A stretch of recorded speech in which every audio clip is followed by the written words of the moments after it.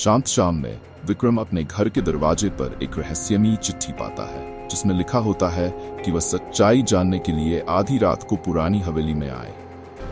विक्रम उलझन में है कि यह चिट्ठी असली है या एक मजाक।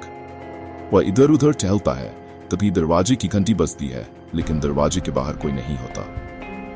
विक्रम रात के 11 बजे हवेली की ओर कार से निकल पड़ता है।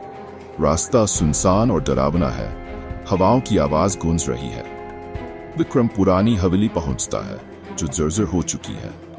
हवेली में हल्की रोशनी नजर आ रही है, लेकिन चारों ओर अजीब सा सन्नाटा है। विक्रम हवेली के अंदर प्रवेश करता है और रहस्यमयी आवाजें सुनाई देने लगती हैं। कोई उसे विक्रम नाम से पुकारता है। विक्रम एक पुरानी तस्वीर देखता है जिसमें उसके पिता और कुछ अनजान लोग हैं। तस्वीर के पीछे लिखा होता है कि तुम्हारा भाग्य यहीं जुड़ा है।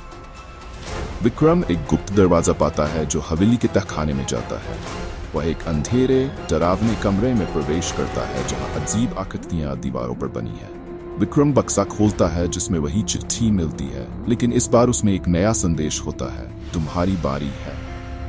विक्रम भागने की कोशिश करता है, लेकिन हवेली का दरवाजा अपने आप बंद हो जाता है। वह हवेली के अंदर फंस जाता है।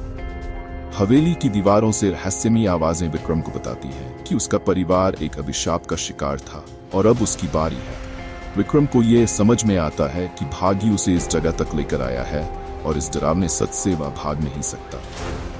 विक्रम अब इस सच्चाई का सामना कर चुका है कि वह अपने परिवार के अंधेरे इतिहास का हिस्सा है और इससे बचने का कोई रास्ता नहीं है। हवेली के अंधेरे में से विक्रम की ओर कोई रहस्यमयी आकृति धीरे धीरे बढ़ने लगती है। विक्रम की चीख के बाद हवेली के अंदर फिर से खामोशी छा जाती है। विक्रम गायब हो चुका है।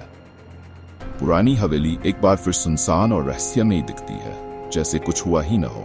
अंत में केवल एक हल्की हवा की आवाज और बंद दरवाजे का दृश्य बचता है।